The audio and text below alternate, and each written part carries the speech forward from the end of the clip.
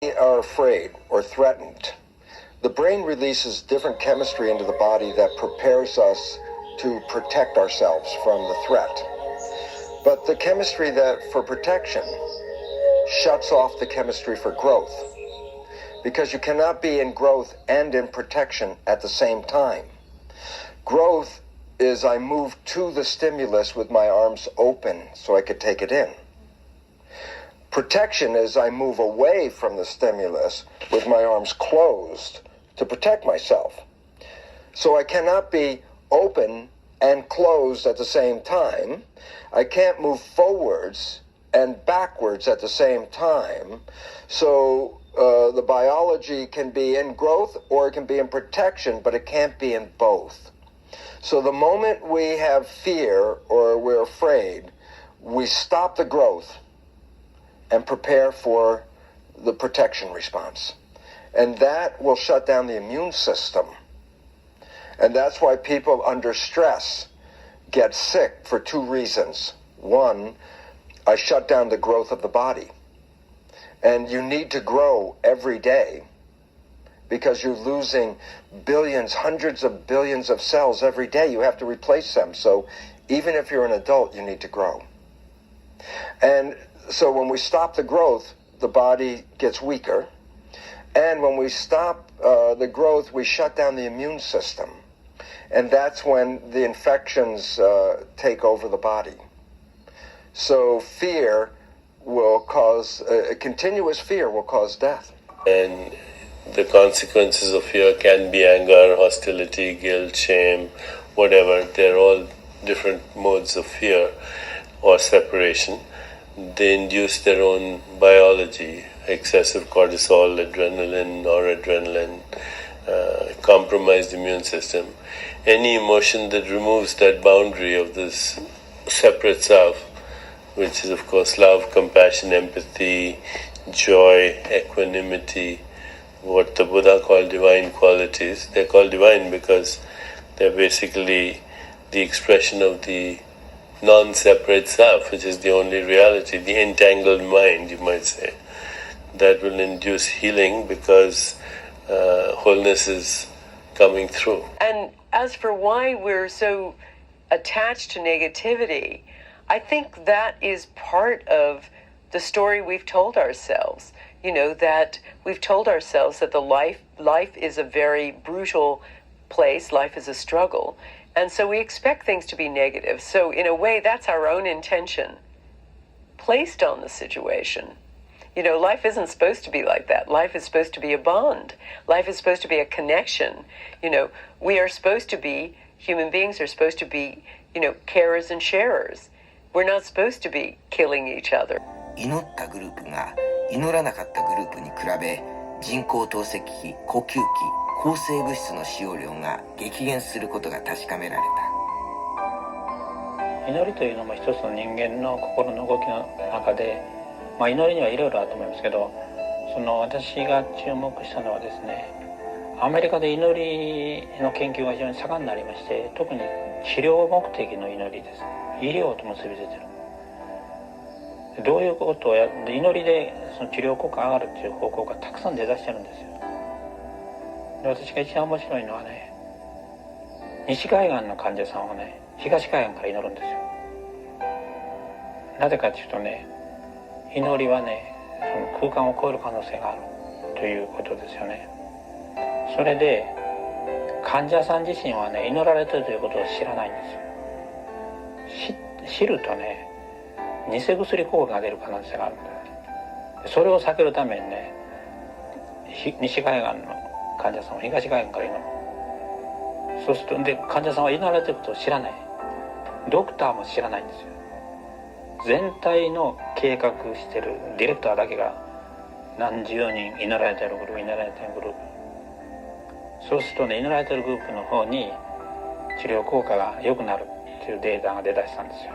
で、これまだアメリカでもね、賛否両論があってね、こういうことが起こるっていう人、いや起こらないっていう人があるんですけど、しかし少なくともね、祈りという普通の医者たちがあんまり見向きもしなかったことの研究が始まってるということですね。numbers don't necessarily matter. It seems to be just the power of the group, because I've had just as robust a result from 100 people. Global Coherence Project. And they're reading the magnetic fields of the Earth from a satellite in different places. And they find that when people have an emotion, when the world has enough people with an emotion, you can read it in space. You can read the energy change of the planet. It's called global coherence. And so, for example, a 911, when the towers crashed, you could see the reading of the global magnetic field changed. When Princess Diana got killed in the car, there was a big global change in the frequency. So they now see that when lots of people are involved emotionally, that we actually physically change the magnetic field of the Earth. And that's because of human thinking, human emotions. 瞑想をすることによって遺伝子のスイッチがオンになっているお話でした。分かりました。はい。瞑想と笑いは違います。瞑想もしかし一つの心のね、非常に深いですね、ところと関係していると思いますけど、瞑想と遺伝子オンとオフという研究が始まりだしますね。The brain is like a tuning fork. When you hit the tuning fork, the vibrations go out. If you are in a meditation state, you are bringing in lower vibrations, which are calming vibrations. And what this does is it brings calming, the energy to the whole body. When we're like at work or when we're at school, we use very high vibration. But when we are in meditation, we bring it down. And the more calm we get, the more calm the cells get. And this allows them to work in harmony. Like a child, like a young child is in a low frequency. And a young child lives in the world with joy and happiness and health. But when we get older, we use higher frequencies for thinking and work. And this vibration wears out our biology.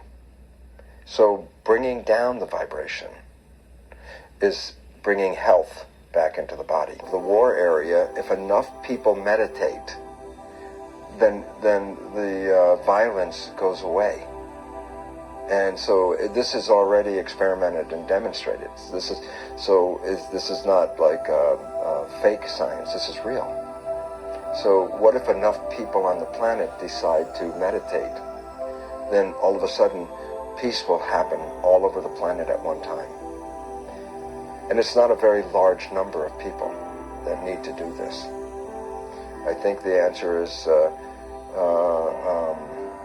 the square root of 1% of the population, which is a small number, and they've already demonstrated this. The recipient gets better, but so do members of the group sending intention. They feel better. Health problems they have are resolved. So this is amazing and fascinating to me because I didn't really expect this. But what I think it demonstrates is the power of community, of coming together the way we're supposed to be. And I have great faith in the idea of small groups being powerful agents for change, using intention to send healing to the planet. I'm also encouraged by many, many demonstrations of this in the many groups around the globe who are trying to use meditation and group prayer for affecting the planet. And I think, we have no idea yet how powerful we are as a collective. We don't know. We don't know about the power of this group consciousness really yet. We're experimenting. That's why my book's called The Intention Experiment, because we're still learning. But it's very promising what we found. And I believe that this is a way not only to send an intention to heal, but to bring people together. Is talking to God, talking to the higher power that is within each of us. It is difficult to pray deeply when the mind is restless. The prayers will still be heard by God, but it's so many prayers probably come from so many people every day. And we want to experience. We want to experience our own divinity. We want to experience God's presence within us, divine presence within us. 意が祈りの意だと思うんですね。だからその意に考えに願いに人が乗れる、だから祈り、あるいは神も乗れる、だから祈り。だから願いと祈りの違いは、願いは本来祈りのはずなのに自分だけの願いになりがち。そうすると乗れないですよね。だから祈りではなくなる。だから祈りと願いの違いをほんの少しそういうふうに感じると祈りが見えてくる。それと祈りは本質に向かわせると思うんですね。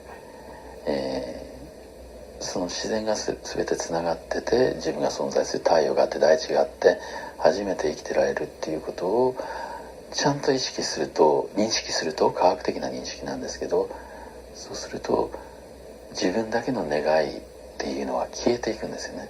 だから願いが祈りになる。これはボンドと呼ばれている。By bond, what I mean is a connection so integral, so profound, so intrinsic that it's impossible to say where one thing ends and another thing begins. And that is evident in the smallest subatomic particles. They trade information so much that you can't really say that any one of them is individual. And it's mimicked throughout nature. So individuality, as we think of it, does not really exist.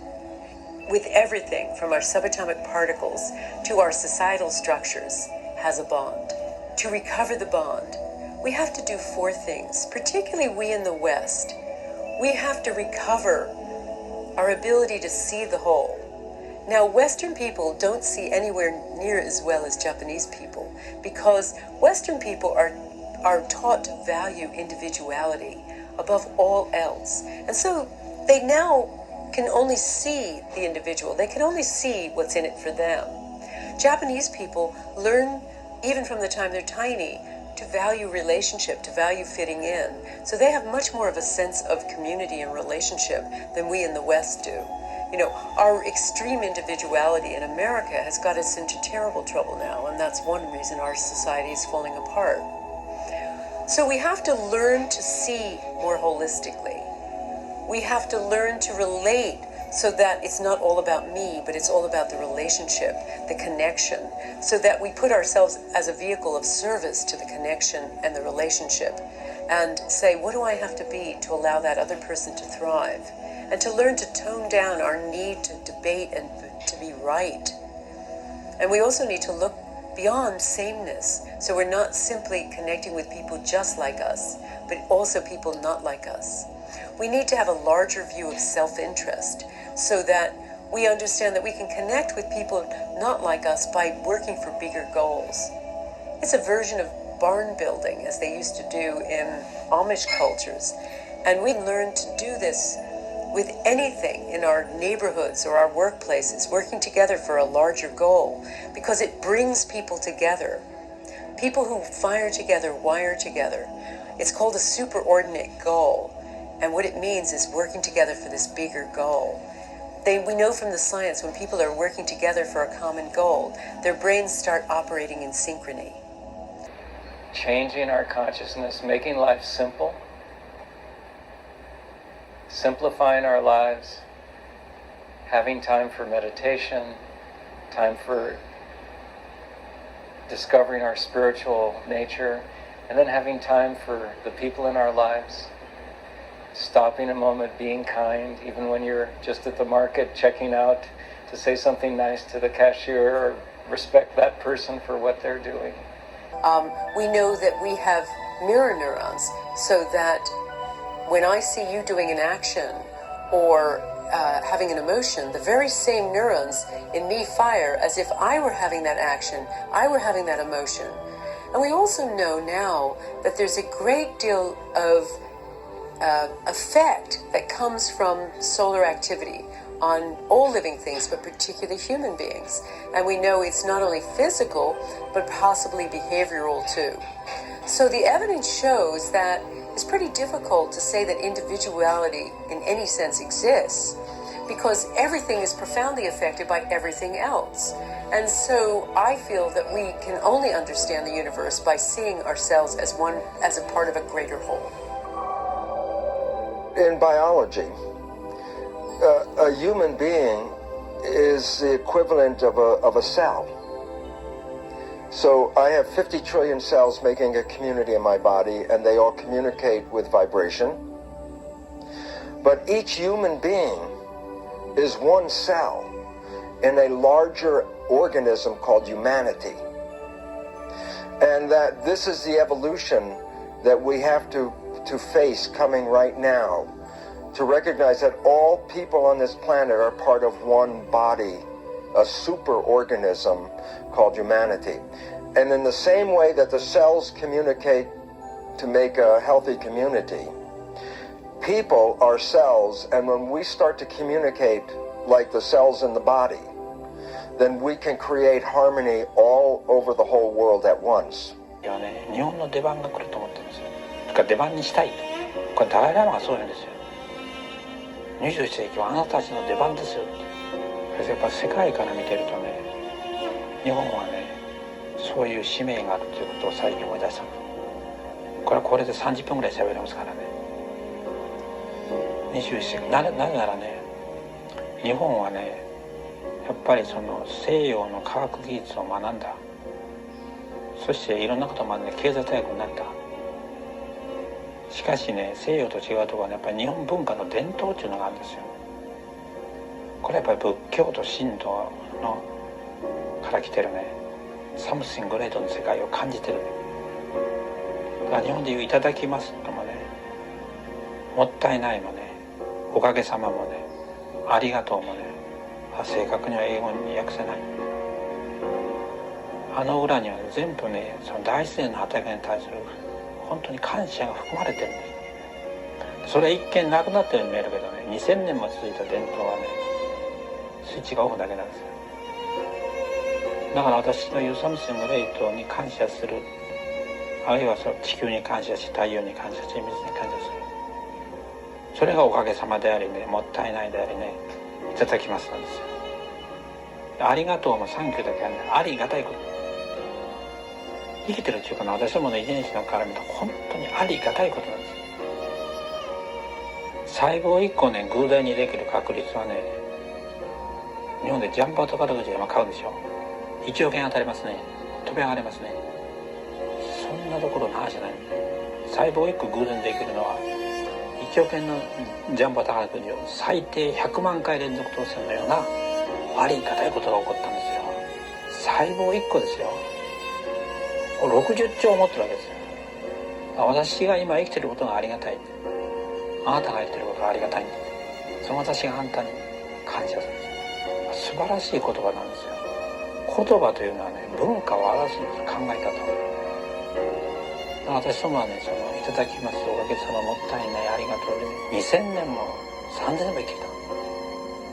今それが少しオフになり替えてるんだけど、私はね、オンにできると思う。日本の文化の伝統で、そういう国になると、これは世界にとって非常に日本はね、大切な尊敬される国なんですよ。そういう国にしたいと私は最近思い出しまして、で一方では遺伝子の研究をやってるんだけど、これから日本のね、世界に送る出番にしましょうと。ということは、日本は世界に役立つ国ですよ。尊敬される国になる。そういう国家目標を立てればね、私は日本はね、素晴らしいね、国になる、したいと思ってま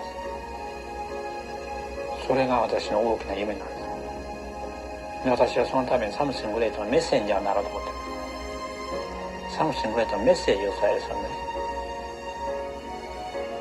だからそれをこれからやっていきたいと思ってまして、それで講演したり本を書いたりもしてるんです。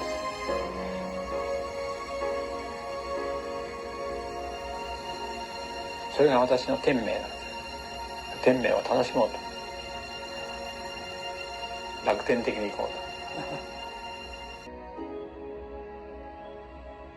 と。大きなことを成し遂げるために力を与えてほしいと神に求めたのに、謙遜を学ぶようにと弱さを授かった。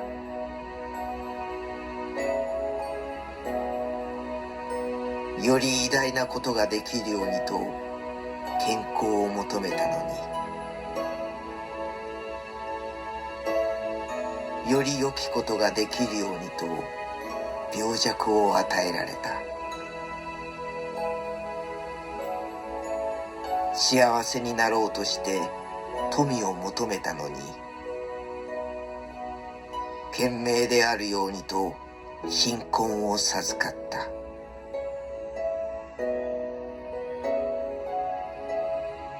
世の中の人々の称賛を得ようと成功を求めたのに、得意にならないようにと失敗を授かった。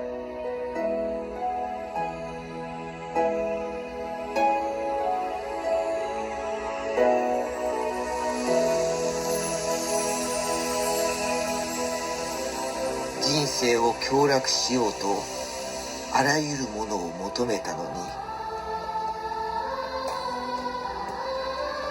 あらゆることを喜べるようにと命を授かった。求めたものは一つとして与えられなかったが、願いはすべて聞き届けられた。神の意に沿わぬものであるにもかかわらず、心の中で言い表せないものはすべて叶えられた。